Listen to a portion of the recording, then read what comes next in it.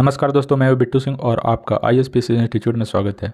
जैसा कि आपको पता होगा कि आज फिर BPSC ने एग्ज़ाम कैलेंडर घोषित किया है, जिसमें 69th BPSC को 30 सितंबर को ही एग्ज़ाम होगा। तो आइए जानते हैं कि BPSC का कौन सा कोर एरिया है जिसमें हमेशा क्वेश्चन पूछे जाते हैं और क्वेश्चन सबसे ज़्यादा पूछे जाते हैं। तो इतिहास में कम से कम 30 के आसपास क्वेश्चन पूछे जाते हैं। तो हम लोग बात करते हैं प्राचीन भारत की या प्राचीन इतिहास की। तो उसमें देखिए सबसे ज़्यादा जो क्वेश्चन पूछे जा रहे हैं इधर 3 4 5 साल BPSC में, वो है धार्मिक आंदोलन। धार्मिक आंदोलन में आपको बौद्ध और जैन दोनों से अच्छे खासे संख्या में क्वेश्चन पूछे जाते हैं। इसके अलावा हड़प्पा से भी क्वेश्चन पूछे जाते हैं। फिर मौर्य और मौर्य कला काल नहीं मौर्य कला से भी क्वेश्चन पूछे जाते हैं। गुप्ता, हर्षवर्धन। तो इन सभी सेक्शन से लगभग 7 8 के आसपास क्वेश्चन पूछे जाते हैं। मध्यकालीन भारत की बात करें तो इसमें देखिए गुलाम वंश से क्वेश्चन पूछे जा रहे हैं। खिलजी वंश से सबसे ज़्यादा क्वेश्चन है और खिलजी वंश में भी अलाउद्दीन खिलजी से ही क्वेश्चन बनते हैं। तुगलक में देखिए फिरोज शाह तुगलक और मोहम्मद बिन तुगलक, यही दोनों से क्वेश्चन आते हैं। मुग़ल वंश में सबसे ज़्यादा क्वेश्चन अकबर से आ रहे हैं। शाहजहाँ से भी क्वेश्चन आ रहे हैं। कुछ समय से औरंगजेब से भी क्वेश्चन आने प्रारंभ हुआ है। अकबर से सबसे ज़्यादा क्वेश्चन आते हैं। शेर शाह सूरी BPSC का सबसे फेवरेट टॉपिक है। शेर शाह सूरी के बारे में हमेशा 1 2 क्वेश्चन हमेशा आता है, या बिहार के इतिहास में आए या भारत के इतिहास, दोनों में से किसी एक जगह में आते हैं। विजयनगर साम्राज्य से भी अब BPSC क्वेश्चन बनाने लगा है। साथ ही जो मध्यकालीन भारत में किताब और उनके लेखक हैं उनसे 1 2 क्वेश्चन ज़रूर आते हैं, जो कि ठीक ठाक क्वेश्चन रहते हैं। बात फिर हम लोग करते हैं आधुनिक इतिहास का। तो यहाँ से देखिए कम से कम 15 के आसपास क्वेश्चंस आते हैं। जैसा कि पता होगा ही, क्वेश्चन का लेवल ठीक ठाक आसान भी रहता है, कुछ मॉडरेट भी और कुछ टफ भी रहता है। तो देखिए इसमें आप लोग क्या कीजिएगा कि सबसे पहले जो साम्राज्य है तो उसका राजधानी, अंतिम राजा, उसका स्थापना, ये सब कब हुआ है, प्रथम राजा, ये सब चीज़ जो है से BPSC पूछता है। इसके बाद हम लोग बात करें तो गांधी जी के बारे में। गांधी जी बिहार में पहला आंदोलन किए थे और गांधी जी से लगभग सभी एग्ज़ाम में क्वेश्चंस आते ही आते हैं। और BPSC में चूँकि 30 क्वेश्चन आना होता है तो गांधी जी से 2 3 क्वेश्चन आते हैं और गांधी जी को डीपली आपको पढ़ना होगा। कांग्रेस के अधिवेशन कब, कहाँ, कैसे हुआ, कौन बना, ये सब के बारे में क्वेश्चन आते हैं। जनजातीय आंदोलन के बारे में देखिए ये भी हमेशा आता है। यह धर्म सुधार आंदोलन और जनजातीय आंदोलन दोनों एक में ही मिला के पढ़ेंगे तो उसका नेतृत्वकर्ता कौन था, जनजातीय आंदोलन कब हुआ, कहाँ पे हुआ, ये सब संबंधित क्वेश्चन आते हैं। गरम दल के नेता जैसे बाल गंगाधर तिलक हो गए, फिर आपको भगत सिंह हो गए, चंद्रशेखर आज़ाद हो गए, तो ये सबसे भी क्वेश्चन आते रहते हैं। यूरोपीय कंपनी का आगमन, इससे भी आता है, किसे कब बिहार में, पटना में या कब सूरत में कहाँ फैक्ट्री बनाया, कब किसको कौन सा हराया, तो ये सब BPSC में क्वेश्चन आते हैं। धर्म सुधार में राजा राम मोहन राय और दयानंद सरस्वती, ये दोनों के बारे में लगभग क्वेश्चंस कभी कभी आते हैं। तो इन सभी टॉपिक को देखना आपको बहुत ज़रूरी है। आगे बात करते हैं भूगोल का। तो भूगोल में देखिए आप मेनली फोकस कीजिएगा भारत के भूगोल पे। मेनली फोकस जो है सब भारत के भूगोल पे ही करना होगा। विश्व के भूगोल पे क्वेश्चन आते हैं, क्वेश्चन 2 3 के आसपास रहते हैं, लेकिन उतना ज़्यादा पढ़ने के लिए आपको कम से कम 50 टॉपिक के आसपास पढ़ना होगा। भूगोल की बात करें तो देखिए BPSC में जनगणना से हर साल कम से कम 2 से 3 क्वेश्चन आते हैं। ये बिहार का जनगणना हो या भारत का जनगणना हो, जनगणना से क्वेश्चन आना ही आना है। सौरमंडल से भी क्वेश्चन आते रहते हैं। सौरमंडल में क्या है, किसका सबसे ज़्यादा ग्रह है, ये सब। अभी तो वर्तमान समय में फिर से शनि का ही सबसे ज़्यादा चंद्रमा हो गया है। फिर देखिए मरुभूमि और द्वीप दोनों से क्वेश्चन आते हैं। खनिज, बिहार में खनिज कहाँ है, इस पे हमेशा विवादित क्वेश्चन रहते हैं और ये क्वेश्चन हमेशा आते हैं। पर्वत और पठार भी बिहार से संबंधित ही आते हैं, या कुछ कुछ हिमालय और भारत के अन्य पर्वत से संबंधित भी क्वेश्चन आते हैं। नदियाँ एवं बांध, नदियाँ तो खासकर बिहार से ही आते हैं, या बांध भी कौन कहाँ बना है, कौन कहाँ सम्मिलित होता है, कौन से 2 नदी मिलकर क्या आगे नाम दिया जाता है, तो ये सब सारी चीज़ें। जलवायु और मिट्टी, तो इसमें देखिए भारत के साथ साथ विश्व के भी जलवायु के बारे में पूछ देता है, कौन से देश कौन से जलवायु में संबंधित है और कौन से मिट्टी में कौन सा कृषि उत्पादन किया जाता है। इसके साथ साथ देशों की राजधानियाँ, तो 64वीं में पूछा था, इसके बाद फिर 66वीं में पूछा था, और 68 में भी एक क्वेश्चन पूछा था। तो देशों की राजधानियाँ खासकर अफ्रीकन कंट्री के बारे में, अफ्रीकन कंट्री के बारे में ही हमेशा क्वेश्चन पूछा जाता है। चलिए आगे अब बढ़ते हैं। भूगोल के बाद फिर हम लोग पॉलिटिकल साइंस। तो पॉलिटिकल साइंस में देखिए क्वेश्चन का लेवल आसान रहता है। 67th जो एक प्री हुआ था, जो एग्ज़ाम कैंसिल हो गया था, उसमें क्वेश्चन अच्छे थे और काफ़ी टफ लेवल का क्वेश्चन माना जाता था। लेकिन बाद में फिर, या और भी देखेंगे आप 60वीं बीपीएससी से लेके अभी तक, तो बीपीएससी में जो पॉलिटिकल साइंस एरिया है वहाँ से क्वेश्चन आसान रहते हैं। जो तैयारी कर रहे हैं या जिनका कॉन्सेप्ट क्लियर है, तो उनके लिए 10 से 15 क्वेश्चन के आसपास आता है।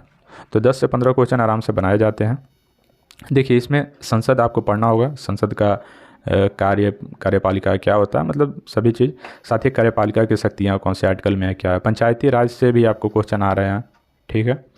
इसके अलावा वित्त आयोग के बारे में भी आप लोग कुछ कुछ देख लीजिएगा। नागरिकता से संबंधित आ रहे हैं, राज्य सरकार से भी आते हैं, गवर्नर से हमेशा क्वेश्चन आते हैं। न्यायपालिका से मेनली अनुच्छेद और उनके शक्तियों के बारे में ही आता है, और साथ ही में मूल सिद्धांत से भी क्वेश्चन आते हैं।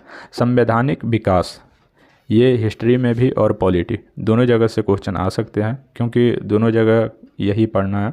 फिर है आर्टिकल। आर्टिकल हमेशा 2 से 3 आर्टिकल हमेशा आते हैं, तो आपको आर्टिकल याद करना ही होगा। चलिए आगे बढ़ते हैं कि इकोनॉमिक्स।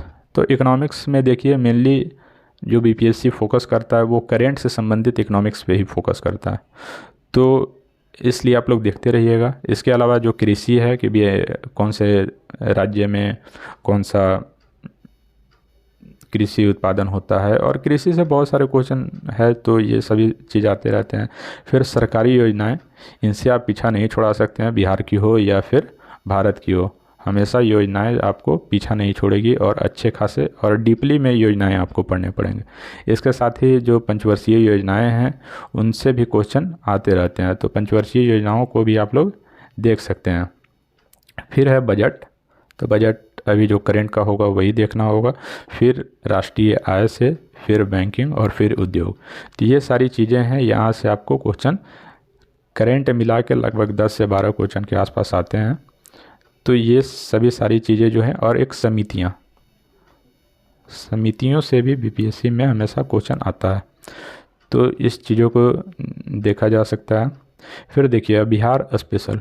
तो इसमें जैसे कि कम से कम 10 से 20 क्वेश्चन के बीच में, अब कोई मान लीजिए कि कुछ भी आया, जैसे बिहार का जो हिस्ट्री है, एंशियंट हिस्ट्री, तो वो पूरे भारत का भी एक तरीके से हिस्ट्री है, तो इसलिए पूरा हिस्ट्री तो पढ़ना ही पड़ता है। लेकिन हम लोग अब बात करेंगे मॉडर्न हिस्ट्री की। तो यहाँ पे 1857 की क्रांति में कब कहाँ क्या हुआ, ये आप लोग देख लीजिए। गांधी जी बिहार में आए थे, कहाँ रहे थे, उनका चंपारण में कौन उस समय गवर्नर था, कौन सलाहकार थे, ये सब सारी चीज़ें देख लीजिएगा। सहजानंद सरस्वती का बिहार कार्यभूमि रहा है, तो इनके बारे में भी आपको देखना पड़ेगा। कांग्रेस के आंदोलन, जैसे मान लीजिए कि भारत छोड़ो आंदोलन बिहार में हुआ, स्नेह अवज्ञा आंदोलन, ये सब आंदोलन के समय बिहार में कौन किस क्षेत्र के नेता थे, तो ये सब चीज़ आपको देखना होगा। पत्र एवं पत्रिकाएं भी देखना होगा जो बिहार से संबंधित रहे थे। चलिए अब हम लोग देखेंगे भूगोल, कि बिहार के भूगोल में आखिर क्या क्या था। तो बिहार के भूगोल में जनगणना आपको देखना होगा, ठीक है। जनगणना मैं भारत के भूगोल में भी बता चुका हूँ, लेकिन जनगणना बहुत बहुत इम्पोर्टेंट टॉपिक है। बिहार के मानचित्र आपको देखने होंगे कि कौन सा जो राज्य है वो बिहार से सटा हुआ है, कहाँ पे सटा हुआ है, कौन सा जिला किस ज़िले से सटा हुआ है, तो ये सबसे संबंधित आता है। नदियाँ हो गए, नदियों से हमेशा बीपीएससी में क्वेश्चन आता है। खनिज और कृषि उत्पादन, और इसके साथ ही साथ कुछ इंफ्रास्ट्रक्चर से भी क्वेश्चन आते हैं, जैसे कि रोड कितना किलोमीटर तक बिहार में है, राजमार्गों की संख्या कितनी है, ये सब चीज़ से भी एक क्वेश्चन आता है, तो उसे भी देख सकते हैं। करेंट अफेयर की बात करते हैं तो करेंट अफेयर बिहार से रिलेटेड आता है, कम से कम 5 से 10 के आसपास क्वेश्चन की संख्या रहती है। तो इसमें देखिए करेंट अफेयर में सब चीज़ नहीं पढ़ना रहता है, करेंट अफेयर सेलेक्टिव पढ़ना रहता है। तो उसमें बजट आप देख लीजिएगा, बजट बहुत अच्छे तरीके से हर एक पॉइंट आपको याद होना चाहिए, राजकोषीय घाटा से लेकर प्राथमिक सेक्टर पे कितना खर्च हुआ, कितना ग्रोथ हुआ, सब चीज़ आपको याद करना होगा। आर्थिक सर्वेक्षण भी आपको याद करना होगा। वन रिपोर्ट से क्वेश्चन आते ही आते हैं 1-2। फिर है कि बिहार में प्रथम कौन सा चीज़ कहाँ खुला है, कब क्या हुआ है, तो ये सब देखना होगा। और सरकार की योजनाएं, ये आपको पीछा नहीं छोड़ेगी और इससे देखना होगा। ये इससे लगभग 5 से 10 क्वेश्चन के आसपास आते रहते हैं। हर साल बीपीएससी अपना नेचर चेंज करता है, कभी ज़्यादा कभी कम दे देता है। फिर चलिए आगे हम लोग बढ़ते हैं। तो आगे अब हम लोग देखेंगे करेंट अफेयर जो इंडिया और इंटरनेशनल का होता है। तो उसमें देखिए मेनली मैं हर बार सीपीटी क्वालिफाई कर रहा हूँ, तो मुझे पता है कि से जो करेंट अफेयर है वही एक तरीके से बीपीएससी निकालने का की है। और अगर ये कम से कम 30 से 35 क्वेश्चंस के आसपास आते हैं, अगर बिहार वाला भी ले लिया जाए। नहीं तो ऐसे अगर 30 क्वेश्चन करेंट अफेयर आते हैं, इसमें अगर आप 25 क्वेश्चन मार देते हैं तो आप अन्य लोगों से आगे रहेंगे। क्योंकि नॉर्मली और जो एवरेज लोग रहते हैं वो 20-21 के आसपास ही क्वेश्चन लगा पाते हैं। तो आप अगर 25-26 के आसपास लगा देते हैं तो आप अन्य लोगों से काफ़ी आगे रहेंगे।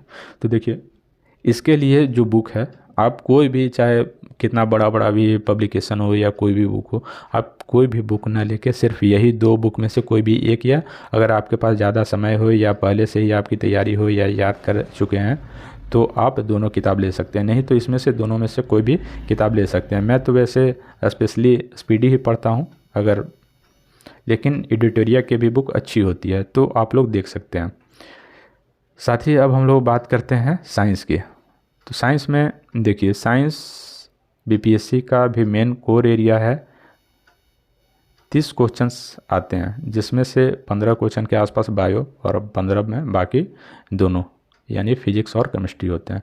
तो इसमें देखिए जो घटना चक्र की बुक आती है उसमें आप अच्छे से अगर उसको पढ़ते हैं तो फिजिक्स, केमिस्ट्री और बायो तीनों में से 30 में से 20 क्वेश्चन के आसपास आपको मिल जाएंगे। और बिहार के जो प्रीवियस ईयर क्वेश्चन है उसे आप लगाइएगा तो विज्ञान के जो क्वेश्चन हैं वो आपके 30 में से कम 20 आ सकते हैं। अगर 30 में से 30 करना है तो आपको बहुत डीपली नॉलेज होना चाहिए, एनसीईआरटी वगैरह पढ़ना होगा, लेकिन अभी इतना समय है नहीं।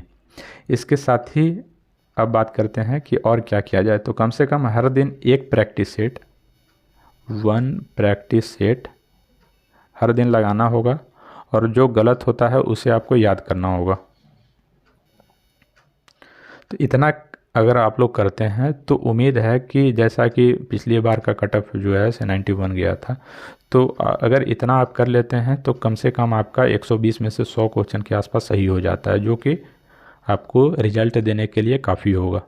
तो आपको साइंटिस्ट नहीं बनना है, आपको एग्ज़ाम निकालना है। और एग्ज़ाम निकालने के लिए आप सेलेक्टिव पढ़ें और अच्छे से पढ़ें कि हो जाए।